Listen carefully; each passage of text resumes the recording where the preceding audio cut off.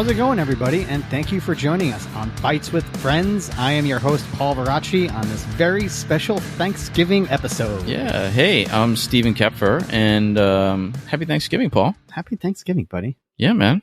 I can't wait for some, it's coming up in a couple of days, but I can't wait for some yummy turkey food. Yo, no, it's the leftovers, dude. It's the turkey sandwiches. It is. Thanksgiving is like pasta sauce. It's turkey salad the next day. Turkey everything. Turkey trots. And the family leaves. Yes. Yeah, totally. I think that's why it tastes better, is because you just get to eat in peace. Yeah. So who we got on the show today, Paul? Today we have a very, very special guest, a very happy guest. We have Happy Anderson. Happy is one of the most recognizable character actors out there today. I mean, he is literally, and he pretty much was recognized for being, that guy. Yeah. Happy is big, red beard, red hair, 6'6". I don't know. He's big. He's big. He's a very big guy, and he's also one of the nicest guys in the world. And we have him on here talking about the fight from the Bikeriders. Yeah, a very, very pivotal fight. Yeah, man. That fight between Happy and Tom Hardy is a pivotal, super critical moment in the Bikeriders movie. Yeah, and we get some really good insight talking to Happy on this episode. Yeah. He's just such a good dude, man. And he's worked with so many great directors and so many great actors. Get in for a good Happy ride of some good stories. Yeah, totally, man. This is a really good episode. I enjoyed the interview with Happy a lot, And, I'm not surprised that Tom Hardy almost choked him out. Yeah, that was it was really funny. We know that, Tom Hardy is a pretty big grappler guy now. Yeah. And when he started talking about how when he gets a hold of him, it was pretty funny. Yeah, man. Totally. And so for those listening, this movie is fairly new, so there will be spoilers in here. So if you haven't seen the movie yet, go see it now. Go see it. It's on Peacock. Yep. It probably, by the time this drops, it's probably not going to be in theaters anymore, but definitely check it out. The fight scene that we're going to be talking about is linked in the show notes. So you can at least watch the fight scene there. So hit pause, watch the fight scene, and then come back and, listen to the wisdom. He gives some really cool wisdom about acting. He does. Yeah. I had, especially about, nerves. Yeah. It's nice to know that even the best and even the seasoned, still have nerves, still get nervous, and for them to talk about it and how they got through it. Everybody gets the imposter syndrome. Even people that you look up to and you think are like, these people have made it. And something that you're gonna hear, but are you having fun? Yeah, totally. So we need to thank some folks. We do. Yeah. We do. Okay, so let's go in with our YouTube commentators. I love our YouTube commentators. Evelyn Vaquero and Hard Rolls. Thank you so much for commenting. Yeah, we love it when the YouTube subscribers actually comment and talk with us. It's really awesome. So if you are subscribing to our YouTube, then thank you so much, and drop a comment and we'll mention you on the show. If you're not subscribing, why the heck aren't you? Right? Like, you need to be subscribed. Subscribe, ask a question, and we'll mention you on the show. Yeah, totally. We will mention you on the show. Our goal is to have so many subscribers and comments that we're going to have to figure out another way to thank you besides mentioning you on the show. Yeah, and also we love it when we can see comments from our friends. Yeah, totally. Hey, coming up in June next year is a really awesome film festival that we are sponsoring. That's right. Yeah. The Art of Movie Making Film Festival. Yes. And I love this festival because it really celebrates the crafts people within the film industry. The costumers, the set decks, the set builders, the stunt performers. They're not giving like a best performance, best directing. They're not doing any of that. It's all the quote unquote below the line folks. All the crew. Yeah, the crew, the people that the engine behind a film. Yeah, that's awesome. And they do have a best stunt performance category. And so, Paul, as you know, we are going to have the winner of that category on the show next year. Very nice. That's going to be a fun episode. And, the one thing that's going to be great about having a new up and coming filmmaker on the show is just is hopefully that we can get them earlier in their career, and then if the podcast takes off, we can get them later in their career. That's right. We're just using you. That's right. That's all. You're just a gateway for us. No. We love being like the first, quote unquote, the first interviewer. You know, whatever the fuck that means. We like giving people a voice. Steve wants to be your first. Oh boy, we're not going that way, are we? Nope, we're not. So, but if you do want to submit to the film festival, we will put the link in our show notes to their Film Freeway page. So if you have a film that you want to submit, go check out any of their categories and see if you fit. But it's a great film festival. I had a lot of fun at it this year, and next year will be their fourth one. So go check them out. If you're a filmmaker and you want to submit something for one of their categories, definitely do it. It'd be nice if we could have our own film festival one day. But until then, we are just going to have to possibly do a screening and do a Fights with Friend presents a screening of Preston Thomas's film Jitsu. Oh, you mean like a live event? Like our first live event? Like our first live event. Yeah. Yeah. That we are doing that. We are. Yeah, totally. So that's going to be Saturday, February 8th at the Stewart Cinema in Brooklyn, New York. And it's going to be free for all of our Patreon members. Yep.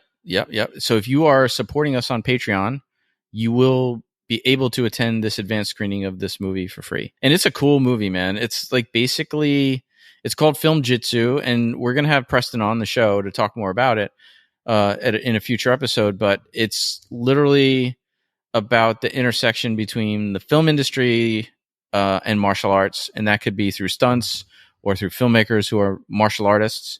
And I think, you know, he started out wanting to tell a particular story, but then as he went through all these interviews with some legends, he started to reflect on his own journey as a filmmaker / martial artist, you know, and it's a pretty cool documentary. So I'm really excited to be the first to present the first New York screening of this movie. Yeah, I can't wait. It's going to be awesome. And sorry, I lost my train of thought. I don't know. So just please support us on Patreon. We love you.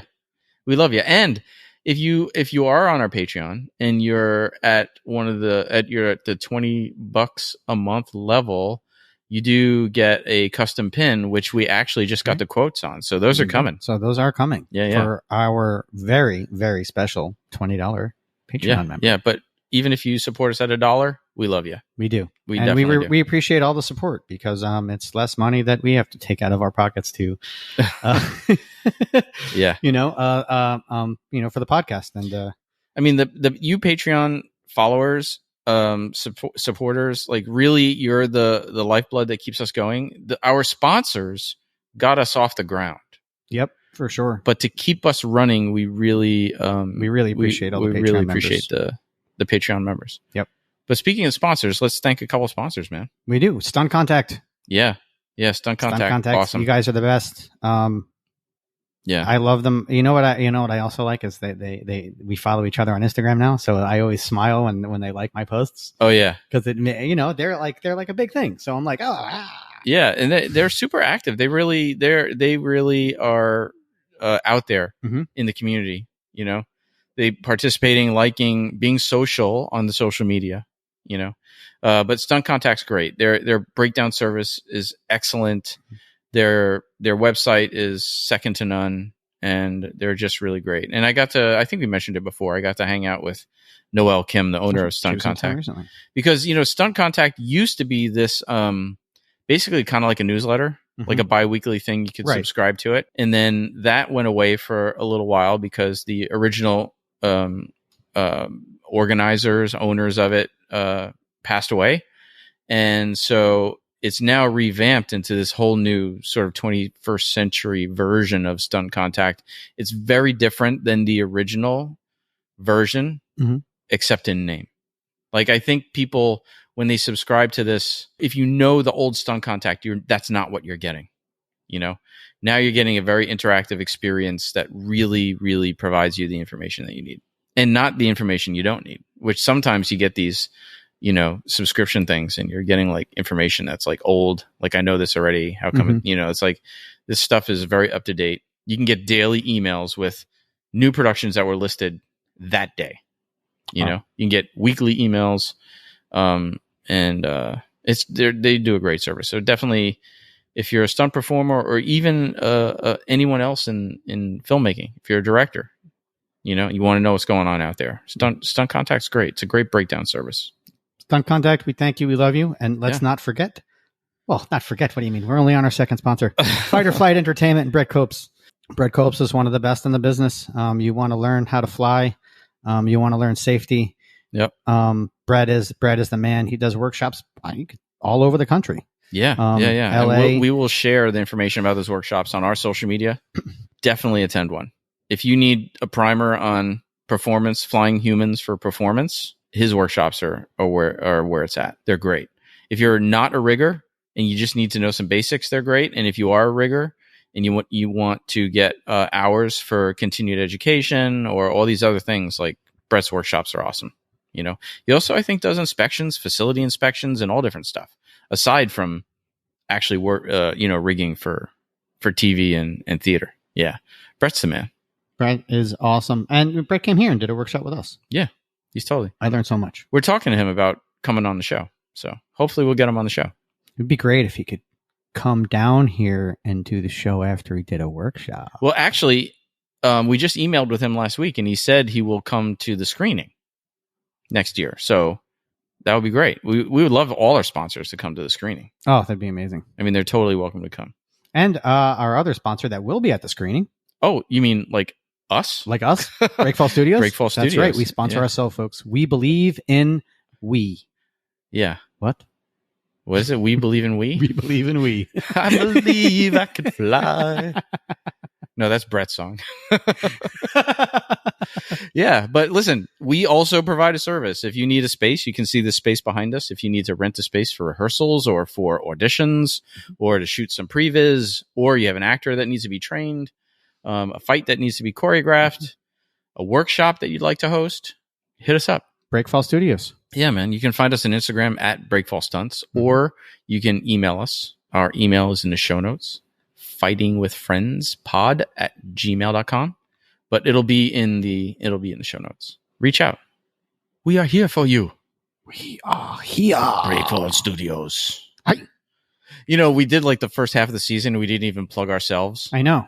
And Paul was like, I'm like, my wife just was like, you guys don't plug Breakfall. I was like, oh, yeah.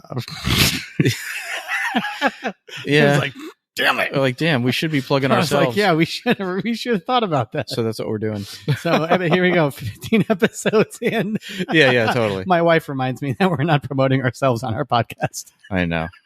What would we do? Thank you, Jamie. Thanks, Jamie. Hey, so please follow us, like us, subscribe to us, comment, review, however you can show us love, wherever you listen to us or see what our posts or whatever. Please do it. And anywhere you can leave feedback, please do. We're so interested in what you guys have to hear, and it also just lets us know that you're out there. Yeah, we're at Fights with Friends Pod pretty much everywhere. Instagram, Facebook. We're even on what is it? Letterboxd. Letterboxd? Is that what it is? The film blog thing? We're on there now too. Cool. So you can find us there too. We're everywhere, man. We're trying to be everywhere. We are, and now we are about to go and get into our interview with Happy. Yeah.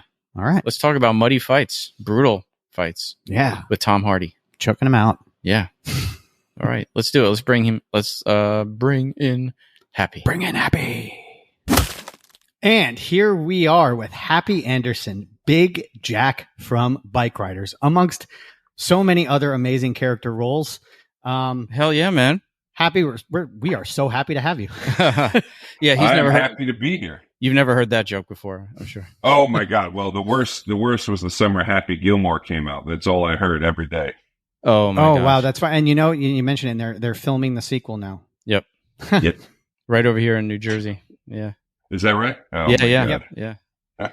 Cool, man. So we're totally psyched to have you here. This is awesome. Yeah, this is really cool. And what's funny is when we had you on as a guest, then we decided to do the deep dive, and I think Steve and I found out some really cool things about this movie, Bikeriders. Yeah. So yeah, we really can't wait to get into it. And totally. And so for everybody listening and watching, we have a link to the fight we're going to discuss, the fight between you and Tom Hardy. We have it in the show notes. So everybody hit pause right now. Watch the fight. then come back and hit unpause so you know what the fuck we're talking about, right? There you go. Yeah. So let's start from the beginning. Like, before we get into the fight, even how did this all happen for you? How did you get hooked up with this film? As I recall, I think they just asked me to do it. I hadn't met anyone, but obviously I knew who Jeff Nichols was, and the script was pretty great, and I knew it was only a couple of scenes, but I was like, this could be really awesome. You know what I mean? And also, like, you know, sometimes you do like the not big movies as an investment in yourself and, you know, and your own career. So I was really excited to do it. It was a bit stressful. I was in Cincinnati and I was doing the Steven Soderbergh show Full Circle at the same time back in New York. So I do remember the time being a bit chaotic and stressful, but the few days I was on set for Bikeriders was awesome. So you mentioned the script was great. So even though you had such a small part, I guess my question is for most of the roles that you read, or at least with a movie, do you read the entire script? Oh, well, sometimes they don't offer it to you. Okay. They just want, you know, everybody's pretty tight-lipped about everything. But yeah, I mean, certainly with like a role that shows up all the time, I would have to. I mean, without context, I'd just be like, you know, sort of floatingly saying words. But, you know, a lot of times if it's just a scene or something, it helps to not understand the world because you just dropped in and then you're gone. But for Bikeriders, I chose to, you know, Jeff wrote it and I love his movie. So I was like, I want to see what this is, you know. Well, and it's not like he does a ton of movies. I mean, he doesn't. Yeah, he's got like four features and a couple of shorts and stuff. And I listened to an interview with him on another podcast, which, by the way, is a really good podcast if you guys are interested. It's called Script Apart. He was saying he actually started thinking about this like 20 years ago when he saw the book on his brother, like in his brother's house or something. But he didn't feel like he was a good enough writer at the time to really do it justice, to do what he needed to do, you know? Yeah. I mean, he saw the book when he was a little kid. That's insane. That's 20 years to just been like, no, it's not the right time. To have it percolating in your brain. It's not the right time. Right.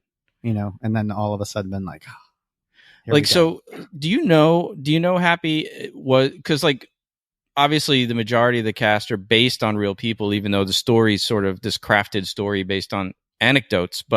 And for those who are listening, the story is based on a book, a photography book, a photo book with lots of anecdotes about the outlaws in Chicago, which in the movie are the Vandals. But and then Nichols crafted this narrative out of all this. Mm-hmm. So the narrative is completely fiction, even though the people are real. Yes. Are real, are not real. I mean, are real. The people are, what's real, what's not real. Yeah. Are we even here, man? And also I feel like I might as well say it now because it is kind of a new movie. We are going to spoil the fuck out of this. So yeah, that's true. Please make sure you watch this movie because spoilers are coming. Yeah. It's because we're about to talk about, as Steve and I, once we had Happy on as a guest, we realized how pivotal of a scene this was. Yeah. So, you know, we kind of have so many questions into just the depth of such a small little fight, but how it had huge impact on this whole entire movie. Yeah. So you read the whole script. I guess my original question though about the reality and not reality. Do you know if Big Jack was a fictitious character? I actually wrote to Danny Lyon at his website. Didn't hear back from him, Danny. I hope you hear this, but I did write to him to ask about the culture of these challenge fights and if Big Jack was actually a real person or not. Do you know anything about that? He was. I don't think he was called Big Jack, but we got recordings of the way these people talk. So that was the best way to learn sort of a crazy dialect was because we just heard the guys telling stories themselves. That's we just before you got on, we listened to a recording of the original Kathy. Jodie Comer sounded identical. Yes, she did. When I first saw it, I was like, this is kind of seems creepy. Like it's a lot. It's like this accent, and then I heard the recording. I was like, holy moly! Yeah, isn't that wild? Like exact. Yeah. So you heard recordings of who the person who Big Jack was based off of? Yeah. That's crazy. Yeah. I don't remember the real person's name, but right. I just remember like I was like, I don't know how to talk like that, you know. But if you listen to something enough, you know, you can at least get pretty close to it. So, can I just ask? Can you be Big Jack for a second, and just talk like Big Jack? I don't. God. What did he even say? Well, like there's a Milwaukee podcast that wants to become a chapter. You said if anyone disagree, we could challenge you. So I guess I'm challenging you. There you go. That's awesome. Dude. That's crazy. Yeah, and wow, it is a voice. Yeah. You know. Yeah. Wow, it's kind of I didn't even realize it. You know, and then when you hear Jody's real voice, oh my God, yeah, totally, it's amazing. Yeah, she's from Liverpool. I'm always impressed on how the Brits just lose that shit. It's just gone. A lot of them nail the Chicago. I find Tom Hardy nails the Chicago like that. Like I figure there's something about the Chicago that makes them hit that R. Well, he was so Brando in this movie, right? He was, yeah, yeah. So your guy was real, and so when we were talking before, and it's interesting with you saying that sometimes you don't read the script because you're just kind of dropped into this world, and in reality you might not know all the other stuff anyway. But this fight was so pivotal. It's literally a transitional moment in the whole culture of that club, right? This is what allows the outside chapters come in to the motorcycle club, which eventually is the undoing of the club. Yep. Totally. And it's that chapter that was one of the things that we had realized. I was like, when we brought it up, we're just like, oh wait, I was like, that was the chapter he said he was from when he challenged him in the end. I was like, isn't that wild? Yeah. That's crazy. That was pretty deep. Yeah, that's super deep, man. That fight was the beginning of the end, you know, and I think it was his gut said no. His gut said no, and I think even though he won that fight, I think it was adrenaline. I think it was Bier. I think it was and when he grabbed you and he said, you know, they can, you know, I feel like it's kind of something that like, you know, you do with your friends after they kind of do something wrong and you're trying to like tell them it's you know what I mean? I feel like it was kind of one of those moments. Well, I've done that as a coach. I've had guys that like in my depth of my, you know, back of my brain, I'm like, you're not ready to really compete yet. Right. And then I let them do it. And then it doesn't always work out great. And then there's that part of you that's like, man, I should have listened to myself. Yeah. But you know, what's interesting, Happy, is that oftentimes we say the thing that stunt people don't like to hear is a lot of times the action or the stunt or the fight really doesn't always contribute to the story. Like not too often does it move a story forward, you know? Oh, I see. Yeah. But this fight really pushed the story forward, you know? You could argue it's the most consequential fight in the whole thing. It is, absolutely. Without this fight, the movie, it has no direction in a weird way. It just kind of, even though the movie goes and comes around full circle, normally when something comes around full circle, it comes around to something. But then there are certain movies that just go around and around and around and around. Right. This movie would have just went around nowhere and then just decided, hey, we're going to stop somewhere. I think the brilliant ththing is maybe at first blush, it looks like that it does that. Like it just goes round and round until he says the word Milwaukee. Yeah. And again, when I didn't realize it until Steve mentioned to me, he goes, yeah, that was the end of the club. That was the beginning of the end. And then he goes, you know, when he let in the Milwaukee chapter, and I was like, wait, that kid said Milwaukee. Yeah. And I was like, oh my God. I was like, oh, that's so deep. That's awesome. Yeah, I didn't catch it watching the movie. Maybe unconsciously somewhere I did, but I didn't. Like it wasn't until rewatching it and like kind of just, you know, getting ready for this interview, I was like, wait a minute. This is everything right here. I mean, this in a weird way is like Duel of the Fates in episode 1 of Star Wars, because that fight with Anakin, you know, that was for the soul of Anakin Skywalker. Was he going to be Jedi or Sith? And whoever won that fight, the outcome of the whole entire Star Wars franchise based on that fight. And this is kind of like the same thing. Like, this fight really pointed the direction of the club. Well, I mean, the thing is that it didn't matter who won, because the guy who won still let him in. Right. So that was kind of the interesting part, was even when he afterwards, when he goes, why'd you let him in? You know, if you were going to let him in, why'd you do it anyway? When you guys are prepping for this, did you have these conversations? Like, what is the intent, or you kind of just knew this is the direction it was going to go, or did you not know? I think, like, the biggest thing that Jeff talked about, like, we actually didn't talk about the context too very much. He was like, just make it brutal, make it messy and brutal. And Tom is so strong that, you know, sometimes I was really worried he was going to snap my neck. So I was like, it's pretty brutal. Well, he's a pretty serious jiu-jitsu guy now too. So he is. I mean, he's definitely got a grip on him. I've seen some of the videos. I wouldn't fuck with him. You know, Charlie. No way, dude. Yeah. Charlie, he was just over here in the city training over at Henzo's, and he was training with my buddy Charlie, who's a BJJ black belt over there, and he said that he was a beast. Oh my God. Yeah. So what was the prep for this fight like? I mean, rehearsal time and mapping it out and the whole experience for you. Did you prep in the mud? No, we originally prepped. I was really fortunate. There's a guy that I always ask to double me, and sometimes they'll say no, and sometimes they'll say yes. Most of the time they say yes, and this time they did. And what's his name? Give him a shout. Chad Knorr. Oh, yeah, we know Chad. Hey, Chad. Yeah, he's great. We've been working together since 2015 or 16, I think. He first doubled me in a movie with Robert De Niro, and the comedian. And he does such a yes, exactly. There you go. And he does such a great job, and over time, he, like, you know, he has my mannerisms down and everything, and he also, like, knows what I don't want to do, so he just jumps in before I have to say I don't want to do that, because I have a bad back and everything, and I just really, really appreciate that relationship. So I was really psyched to see him there.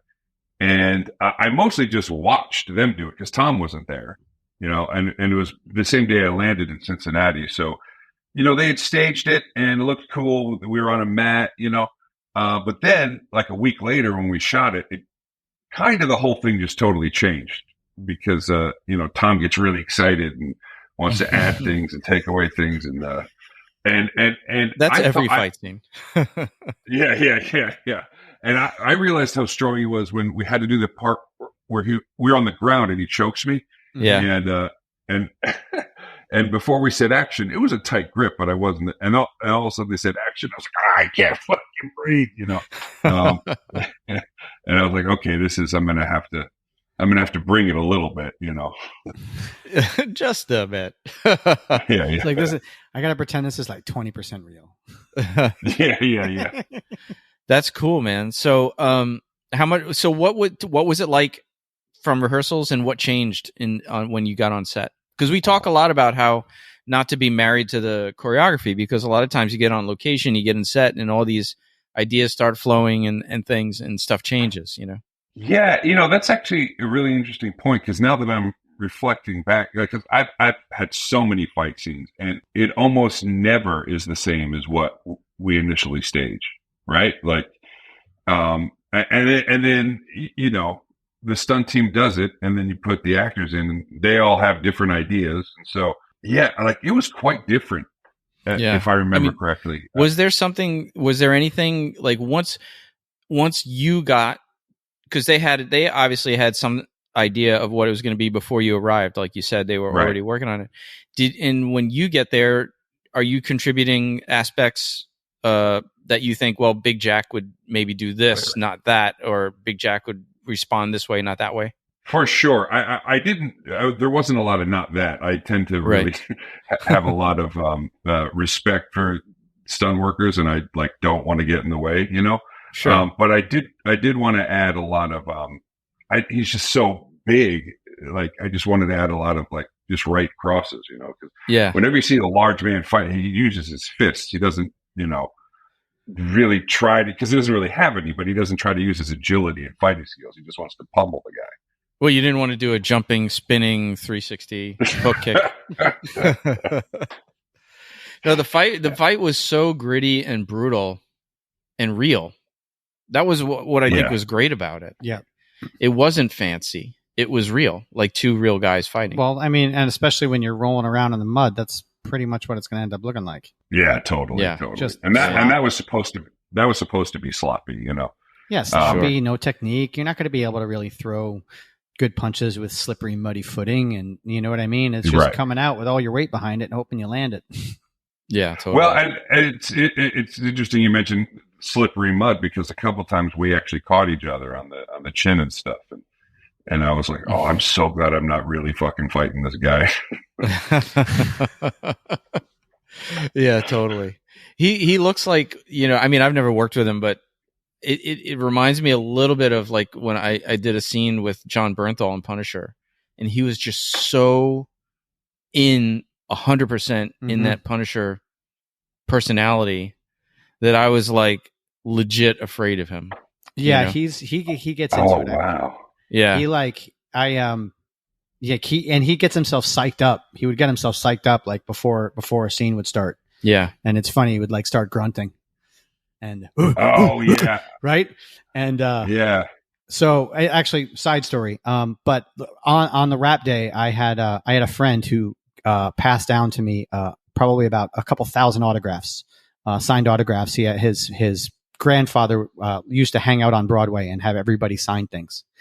And one day I was watching Young Frankenstein, and the Putting on the Ritz scene is coming on, and I'm in the other room, and I start laughing hysterically because it just immediately started picturing John and is always grunting in Young Frankenstein. So for the rap day, like on the trailer, one of the autographs that he had was Gene Wilder and Peter Boyle signed thing. So I brought that in and gave that to John as a rap gift. Oh, that's cool. But at the same time, it was also nice because I got to make fun of him. Because I was like, you were grunting all the time on set. Did he like it? Was he? He was like, he actually didn't want to take it because Gene Wilder had passed, and he was like, hey, he's like, I can't take this from you. And I'm like, look, man, I'm like, I promised my friend I would never ever sell this or any of these, and I was like, and I have another one. I'm like, just please, you know what I mean? Yeah. Please. I'm like, so yeah, but he took it. Yeah, he was so, but I mean, because I'm not an actor, don't blush, but you're an amazing actor. You've been in so many great things, in so many iconic shows, and in front of so many amazing directors. And but you hold the line with the best. When I'm on set with somebody who's really like selling it, man, like it's crazy. Like those moments, that's one of the best parts for my job is sometimes to just be able to watch this amazing craft happen in front of my face, like I know I'm waiting for my time to go, but most of the time I get to watch this amazing stuff happen. Watching people, I think, come in and out of character on set is truly amazing, especially like a true actor. Like before I got into film, people were like, oh, it's a muscle, acting is like a muscle. And then I never understood that. And then I was watching Tom Pelphrey on Iron Fist, and he was doing a scene where he was going through withdrawal on a table and like freaking out. But in between takes, he was just talking to his makeup person, and he would go from like this sweating, manic fucking mess. And then they would yell cut, and he would literally just continue the conversation in a millisecond. And afterwards I'm like, how do you do that? Like it took me, like, remember I had to play a rapey guy, and I'm like, I had to tell everybody to stop talking to me. Cause I'm like, I can't, I'm such a nice guy. I can't be a creepy. I can't go back and forth. It's like, it's fucking with me. Yeah. So being able to just turn that on and off is amazing. So let's go rewind a little bit. You're from upstate New York originally, correct? Right. Yeah. Yeah. So what was the path from upstate New York to that muddy pit? Like how did you end up in LA, and did you like what was that? Give us the Cliff Notes version. Oh gosh. Okay. I mean, I know you went to school for drama for acting. I went to college and immediately to grad school.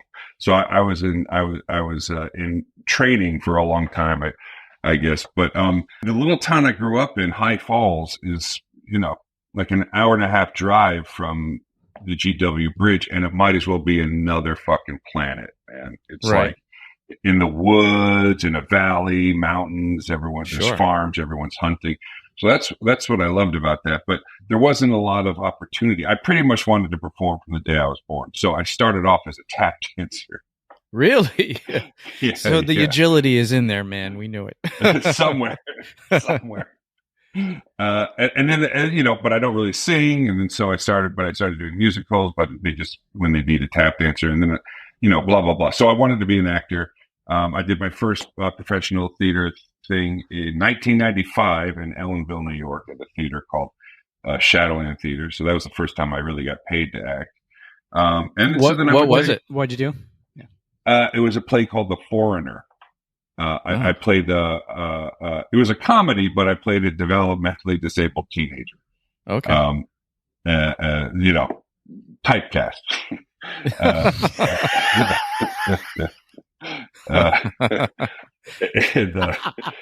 So then I went to college and did, summer theater in the summers and grad school and all that. And I found myself in New York City in 2003 and, just hit the pavement, and eventually it was slow going. I was 26 when I got there, and I did my first movie when I was 29. I was going to say 2006 was the first. I felt like 2006, and then it just... Well, that was the writer's strike back then, was 2006, 2007, and everything slowed down too, right? It was 2008, actually. Oh, okay. I think. Yeah. The writer's strike was 2008. The writer's strike. Or maybe it was 07 into 08. That's what it was. It overlapped years. Like it was the end of a year to beginning of a year. I think it was 07 and 08. But the point is, it did slow down quite a bit. It did slow down. Yeah. At that point in my career, I wasn't working that much anyway, so I barely noticed it. You know what I mean? It happens. It happens. Like even on this strike, and this is not meant to be offensive to anybody who was marching on the strike, because we were all out there. But it was ironic to see people marching on the strike that weren't even working before the strike, really.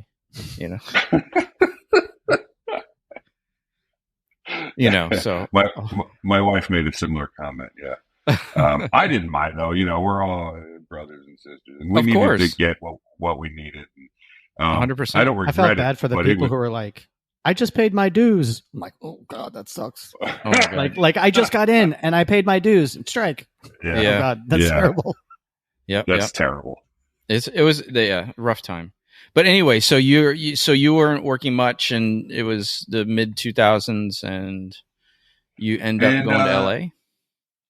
I moved to LA in 2023. We were in New York for 20 years, and my wife, coming out of COVID, New York changed a lot, and I thought I'd never live anywhere else. But in the middle of all that, 2020 to 2021, we almost moved upstate. Because we just wanted a change, and then, but she'd wanted to live on the West Coast for a long time, and it's sunny here, and so finally, I just was like, "Yeah, let's do it." And then the strike happened, like literally 3 weeks later, the writers part of it. Yeah. So it's been a weird first year and a half here, and I've been here a lot for work. I think the longest I stayed here was 5 months for a movie. So it's not like I couldn't navigate LA, but it just was such a weird way to start in a new city. Yeah, for sure. That makes total sense. So what was sort of that, I don't know, for lack of a better word, what was that like? Because you never quote unquote made it, right? You always feel like you're still trying to make it, but it's like, what was that moment where you went from not working much to all of a sudden, like, bam, what happened? So I'm working a lot, Yeah, I think I'm pretty sure it was when Steven Soderbergh cast me in the Knick. And once you get sort of knighted by a director like that, there's way less resistance to you. And then after Mindhunter, I started just getting offered stuff, which for me at the time was totally unusual. Like I remembered I was offered like a pretty good supporting role in that movie, Bright, and I literally said, Are they sure they have the right guy? The imposter syndrome is strong. Well, that was the Yeah. one with Will Smith and Joel Edgerton, right? Yes. Right? Yeah. Yeah, that's cool. So then, that's awesome, dude. That was actually a good movie. I mean, it was. I forget the director was David Ayer. David Ayer. Right? Yeah. I mean, David Ayer was like big gangster movie, and then all of a sudden it's just like, let's just change. He's like, oh, forget gangs. He's like, let's just make them fairies and ogres, and I mean that it was some of the most fun I've ever had. You know what I mean? And the critical response was, I found odd, because they were criticizing it for something that it wasn't even trying to be. You know what I mean? Like, it was just a big fun movie, and they were like, the social commentary isn't strong enough. Like, that's because there isn't any. Right. Well, isn't that odd? Like, the people, like, if they don't get something in a production that reflects their beliefs, then all of a sudden it's like it's like a shitty production. It's like when you it's crazy. when you defriend someone on Facebook because you disagree with each other.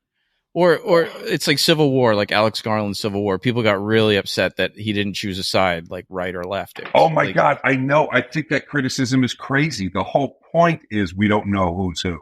I saw. By the way, I saw it last night, and that's exactly why I liked it. It was so Me good. too. Yeah, exactly why I liked it. It was one of the best things about it. It doesn't matter. Like, okay, so shit hit the fan already. That's what it's about. Like, it's about what's happening right now. This is what happens when we hate each other so much. Yeah. That movie was fantastic. Mm-hmm. That was really good. So Bright was the most fun that you've had on set? Not the most fun, but it was one a of the lot. best. I mean, it was also the first time I did a movie where I appeared throughout, you know? Oh, right. So that part of it was really exciting, and it was probably the biggest movie I'd been on at that point. So, and I'm always sort of like paired with another guy in everything I do. Actually, Bikeriders is the exception to that, but it's usually like me and somebody else. Mm-hmm. And I've been lucky. Edgar Ramirez was awesome. He was such a fun guy to be with all the time. Sometimes I can't imagine if you're stuck with like a dud and you do everything together in the movie. I think that would be really hard. But I you know, some people I've become really close friends with, but pretty much everyone I had a great time with on whatever it is I'm working with them. That's awesome. Well, we worked together on Blacklist. That's right. Yes, we worked together on Blacklist. Yeah, but that was one of the dud moments. That was one of the dud moments.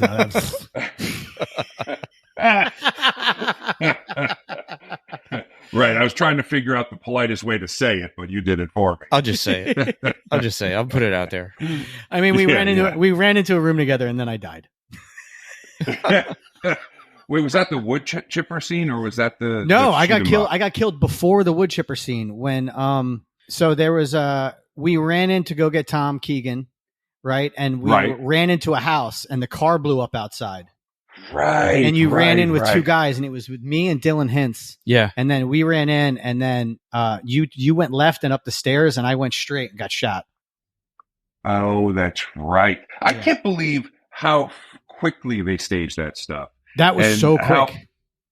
But like, you guys pick it up immediately. Like when it's that quick for me, I'm like, I pull the trigger when I I don't have a mind for that really.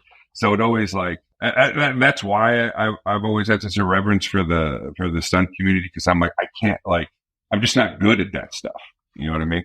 Well, that's like that's how I feel about the acting. Yeah, I remember I got hit up to do this little indie horror film, and it had some lines in it, and I'm used to like maybe a couple lines, which make me nervous enough. I'm usually more nervous about that than whatever stunt I have to do. And it's like, okay, well, I'm going to send you the sides. And it was like 12 pages. And I'm like, oh my God, whoa, this is a lot, dude. This is a lot. Yeah. Like, it was trial by fire, man. I mean, thank God nobody ever really saw it. But it was like, scary. Did you pull it off? I did. I came up with this weird way to remember it. I don't know. It's pretty crazy, but like, because I never went to any kind of acting school or anything like that. So I was like, well, I do memorize songs. I know I memorize songs. So I started singing. I started walking around my apartment singing the singing the lines, right, to my cats. I'm like singing to my cats. I'm singing whatever. I'm just singing them, but God damn it, it worked. I remembered all the lines. Then I just had to take the song out of it, and what melody did you use? I don't even know, man. I just made like sing-songy, Twinkle, twinkle, like, like whatever came into my head, but it totally worked. And then the other thing that worked for me, at least, was it was 12 pages, but it was four scenes. So then I was like, okay, well, I'm really only memorizing, I'm not doing 12 pages straight through. I'm like doing 3, right. And then there's going to be another scene, and then I'll do another 3 or 4, and then there'll be something else. So it's like takes the kind of fear factor out of it a little bit when you realize I didn't have to do it all at once. Happy, when you were on, speaking of just long dialogue and whatever, I've heard stories of what it was like working on Mindhunter. They're all true. Okay, so there we go. What I guess, what was the first time you were really, really like nervous when you were going? You were just like, okay, I've done this, but like I remember the first time I had to do a stunt with the number 1. I was nervous. Mm-hmm. Like I was like, oh sure, I was like, holy shit, like I can't fuck this up, like. Right. That's a lot of pressure. What was the first experience for you? Gosh. Well, my first movie was a lot of, I definitely got nervous because it was in the Middle East and it was my first real movie. And after a 14-hour flight, I'm not sure if I'm remembering this correctly, but it was either right away or pretty soon thereafter, I had to go shoot my first scene, which was a 3-page monologue to all the soldiers, the entire rest of the cast. Oh, wow. And it was my first time stepping in front of a camera. Brian De Palma was directing. Holy cow. Like I was like trying not to have a panic attack. And so the only thing I knew to do, because I was so new, was to try to, and I think a lot of actors still, do this, but I decided to overcompensate to push through the nerves. Instead of being like, I don't belong here, I started psyching myself up and saying, they're not ready for what I'm about to do. I'm going to fucking crush this. And so yeah. I got through it, and it was horrible. I just needed to get that out, I guess, because after they called cut, De Palma was like, okay, Happy, let's try it again. This time, try to remember you're not in a fucking play. Wow. Yeah, it was pretty great. In retrospect, it was awesome. That'll be someday your biography. That'll be the title. This is not a fucking play. So I read in an interview that Mandy Patinkin is a mentor of yours, or one of your mentors. Yeah, he was. Yeah. When I was growing up. Yeah. How did that happen? How did that come about? Well, I was 8. I went to see The Princess Bride in the movie theater. Oh my God! And I'd heard he had a house in our neighborhood, so I rode my bike over there. I'm just going to hold Paul's glass up to the camera right here. This is it's the Alamo Draft House Princess Bride glass. It's the scene when they're falling down. It's the scene when they're falling down the hill. Oh, that's cool. How cool, man! What a coincidence, right? So you were 8 and you went to see Princess Bride. And then the next day I rode my bike to where me and my best friend rode our bikes to where we heard his house was. And him and his family were in the backyard. And I just walked up to him and said, we're friends now. No way. Yeah. That's insane. That's amazing. He's actually doing a... You literally did the same thing. Did he turn to you and say, this is not a play, kid? Like you totally overdid it, right? You're like, I'm going to go in and crush this. I'm going to go crush it. This is my fucking... Okay, we're friends now. So that's awesome. And then he embraced this whole thing. Yeah. I mean, the whole time I was growing up and my first professional summer theater when I went to in college, and that was his first job. And he encouraged me to go to this theater. And I mean, he was such a musical guy. There wasn't a direct link, but he just helped me. I remember he coached my monologues for my college auditions and, just always gave advice and it was always really helpful. What's a piece of advice that he gave that still rings true for you? I think I think the biggest piece, and sometimes I teach and I tell my students this too. It's like if you want to be an actor, it has to be the most important thing, the only thing, and you need to have fun because there's plenty of like jobs that you can be grouchy at that have a more consistent income. Check yourself. Do you really love it? And I've been able to answer yes my whole life, really. And so that really, I worded it a little differently. I don't remember how he exactly worded it, but this was back when auditions were in person. Mm-hmm. And I would say, when you go in and you do the audition and you leave, don't ask yourself, did I nail it? Did I get the job? Just ask yourself 2 questions. Did I tell the truth and did I enjoy myself? And if you can answer yes to both questions, then you already won because you can't control anything else about it. So then you got the job basically without knowing about the money yet because you did you got to act in front of an audience that had to be there, right? Oh, that's interesting. Yeah, because I mean anybody who is in the business, right? Like Paul, you said the people that joined the guild and then all of a sudden COVID happened or the strike happened or whatever. I remember when I first got into SAG and one of the biggest surprises for me was how often I actually had to do in-person auditions as a stunt person. I was completely, really? I didn't know that. Completely shocked. Like how many auditions I went to.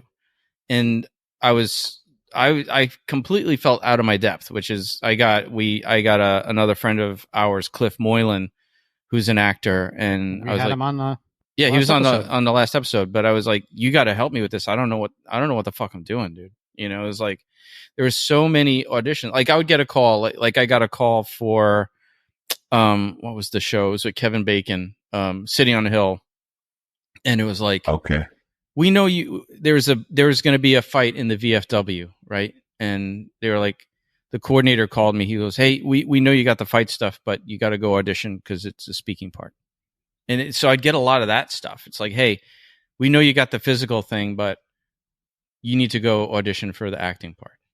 And I did not expect that at all, So that surprises me. And hearing, but the way you just said it, like you just acted for someone, you just acted for an audience, you did the job, and anything else after that is gravy.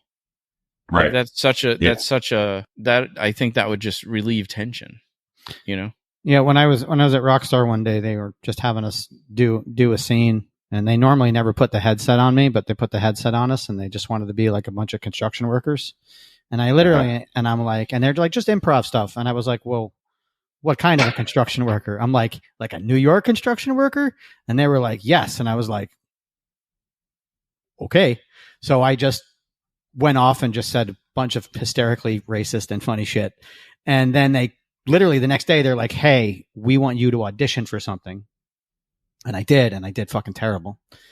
But what was great was one of the guys was like, you were so loose when you were doing this but when you did the audition, you were so much more stiffer because you were trying to almost like I was trying too hard.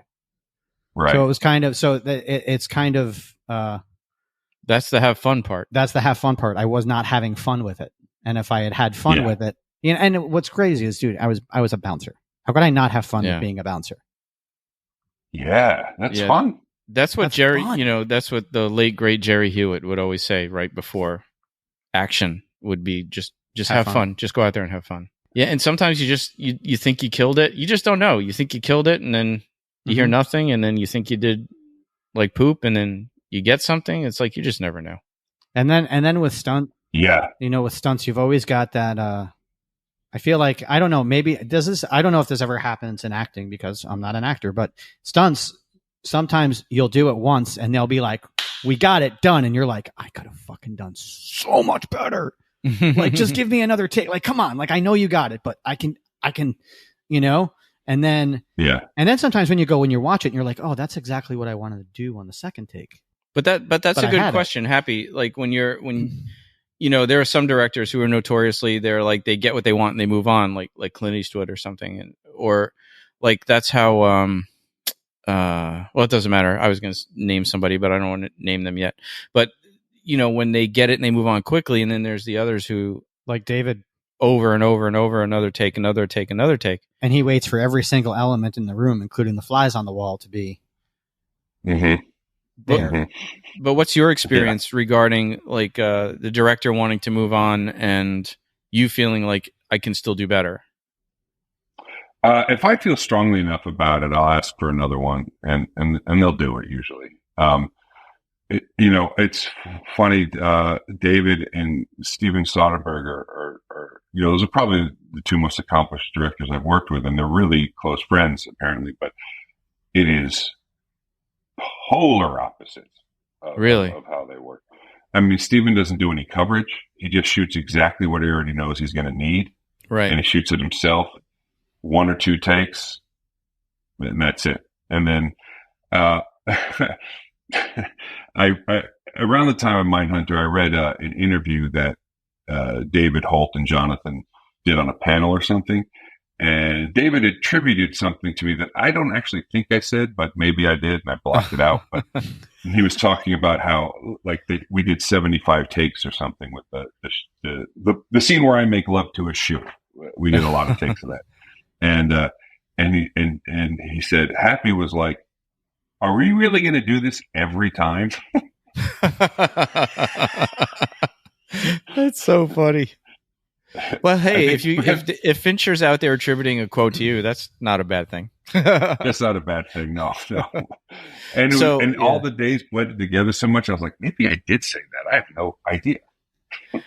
I mean, that's a lot. I know the rep is that he does a endless takes, right? It's crazy. But you lived it. You lived it. That's very freeing in its own way too, because eventually you get so tired that some authenticity just falls out of you without you even trying, really. And the other thing I loved about that job in particular was, my background's theater, was that it literally felt like we were rehearsing a play for 15 hours a day, and cameras just happened to catch it. Oh, wow. Which is a very, very freeing way to work, I think. But the continuity was tough. Like when I smoked, and I have to inhale on the same line, breathe out on the same line, ash on the same place. That's the part that took me the longest to get used to. Because, I've smoked a lot of things, but I'm usually just smoking and talking. I'm like, wait, I can't remember. I mean, obviously, eventually I did, but that out of everything was the most challenging for me. Yeah, the physical mannerisms have to be the same every time. That's very much like what we have to do when we double somebody. Yes. Honestly, we have to memorize what you guys do. It's like a dance. Yeah, for sure.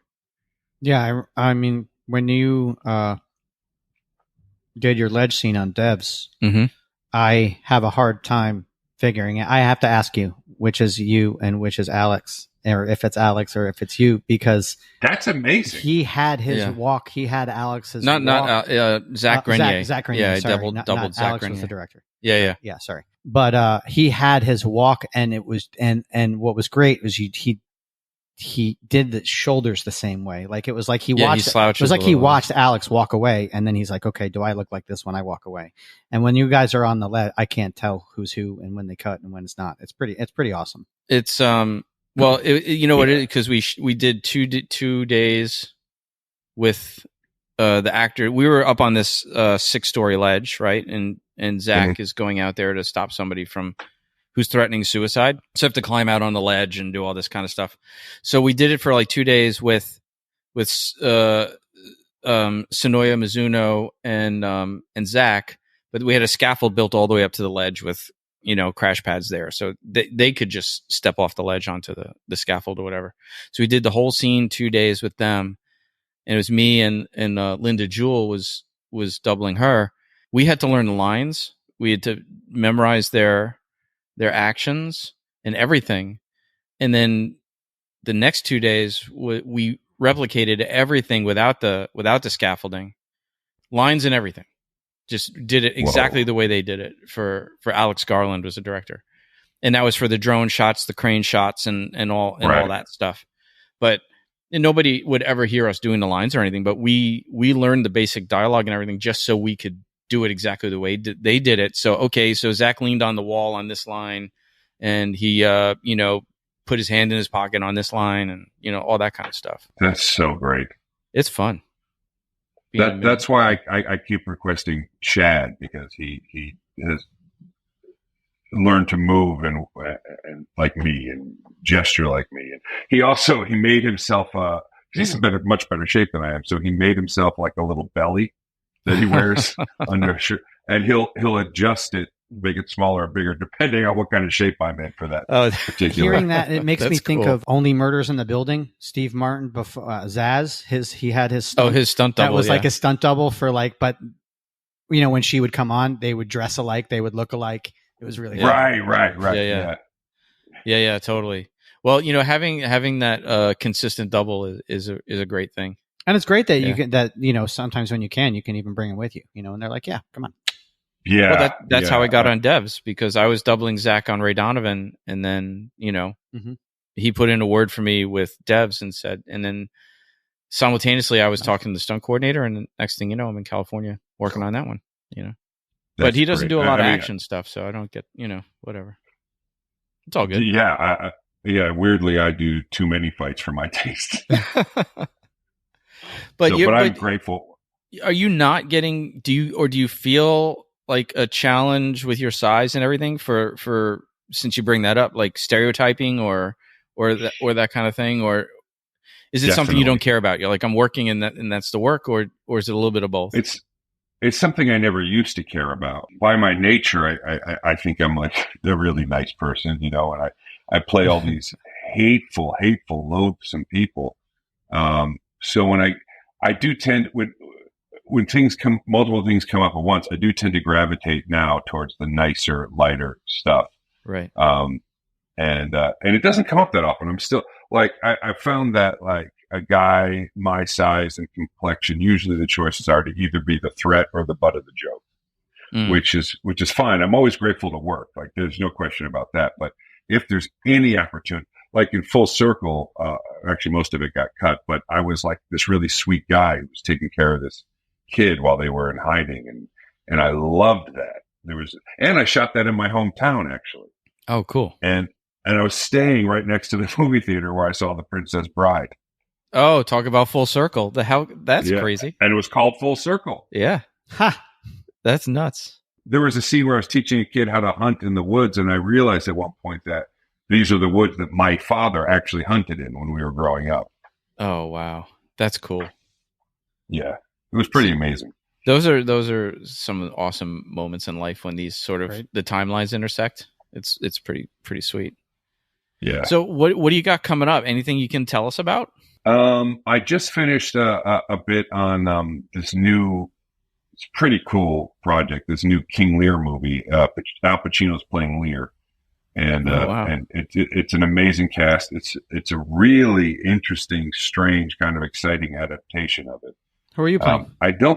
I'm playing the captain of the army. I come in and kill everyone at the end. Not nice everyone. Guy. I don't want nice guy. Yeah.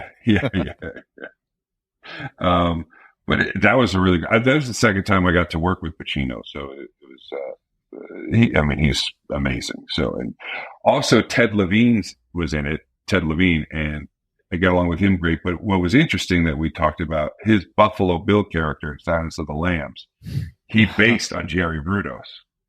Oh, wow. Wow. I did not know that. Another full circle. Yeah, totally. It was great. I was going to take a picture of the two of us and be like two serial killers walk into a bar, but I decided to let it go. And also, I'm Quaker, which is a pacifist, and he went to Quaker school, and he's like, "Oh wow, funny how us peaceful people play serial killers." That's so funny. Where will the King Lear? What's the name of it? It's called Lear Rex. Lear Rex. Where is that going to be in theaters, or is it a streamer? No, I think it's going to be in theaters. Oh, cool. I don't totally know, but right. Yeah, but it was a great thing to be a part of. Yeah. Awesome. Dude, where can people follow you if they want to keep tabs on your goings on? Yeah, Happy Anderson Acting on Instagram, and my website is happyandersonacting.com. Cool. We'll Awesome. definitely link that stuff in the show notes. For sure. Man, this has been great. We This is really great. appreciate you getting up on a Saturday. It's morning by you. Right. You know, a little. Yeah. Well, Yeah. it was a little more early than. Thanks over so here, much but- for making the time, Happy. This is great. Oh, it's my pleasure. Thank you guys for having me on. And thank your wife again. Fun. Yes. I will. I definitely will. Someday when I meet her, we'll laugh over our union picket line joke together. All right, cool. Thank you for everybody listening, and we'll sign off with Happy, and we'll see you, in 2 weeks. Perfect. Have a good one, everybody. Fights with Friends is brought to you by Breakfall Studios and Press Record Studios. Executive producers Stephen Kepfer, Paul Veracci, and Tiago Benedetti. Produced by Matthew Kaplowitz. Associate producers Becca GT and Jared DeCrose. Our video editor is Matthew Kaplowitz. Original music by Aru Luster.